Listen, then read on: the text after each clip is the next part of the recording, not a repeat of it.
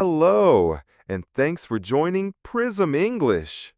In the world of soft drinks, two names stand above all: Coca-Cola and Pepsi. Their rivalry isn't just about soda. It's about culture, marketing, identity, and history. For over a century, these two giants have battled fiercely, not only for market share, but for a place in people's hearts. This is not just a business story.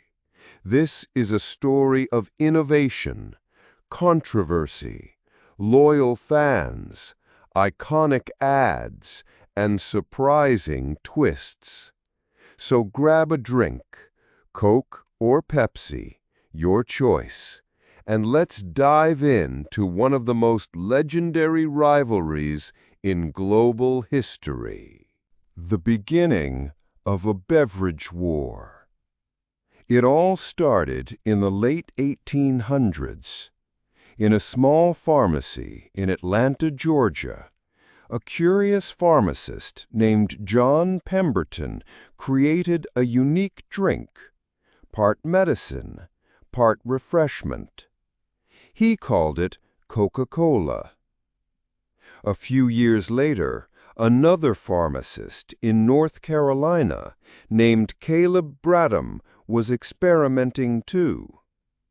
He came up with his own sweet and fizzy formula. He called it Pepsi-Cola. Neither man knew that their little inventions would spark one of the most iconic rivalries in business history. This wasn't just about soda. This was about identity, marketing, emotion, and ultimately, who could win the hearts of the world. The Great Depression. Pepsi strikes back. In the 1930s, America was struggling.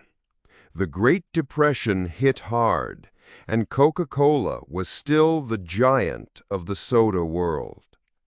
But Pepsi saw an opportunity.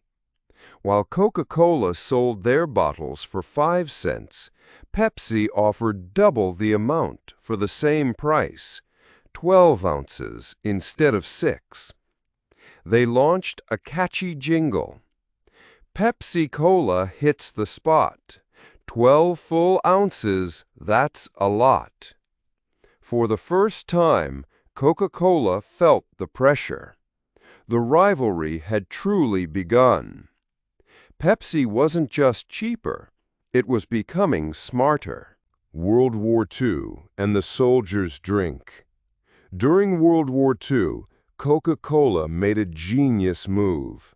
They promised every American soldier a Coke for just 5 cents, no matter where they were in the world. They even built bottling plants near war zones to make it happen. Soldiers came to see Coca-Cola not just as a drink, but a symbol of home. Pepsi couldn't compete with that emotional power. By the end of the war, Coca-Cola wasn't just a soda anymore. It was America in a bottle. But Pepsi wasn't giving up. The Cola Wars explode. 1980s. The 1980s were wild, flashy ads, pop music, and fierce competition. Pepsi launched the Pepsi Challenge, a blind taste test that showed many people preferred Pepsi over Coke. They signed stars like Michael Jackson, Madonna, and later Beyoncé. Coca-Cola panicked. In 1985, they released New Coke, changing the original formula for the first time ever. The result? Disaster. People were angry. Some even protested. Within months, Coca-Cola brought back the original formula as Coca-Cola Classic. The Cola Wars had hit their peak. It wasn't just about flavor anymore. It was personal. Global domination and the rise of marketing. As both brands expanded worldwide, their strategies evolved. Coca-Cola focused on being universal and nostalgic, the drink for every occasion, every celebration. Pepsi targeted the younger generation, bold, fun, rebellious, while Coke showed polar bears and Santa Claus. Pepsi had Britney Spears, Beyoncé, and bright, energetic commercials. In different corners of the world, people chose their side. Some for taste, some for loyalty, some for what the brand made them feel. It became more than soda. It was a lifestyle. Health crisis and new challenges.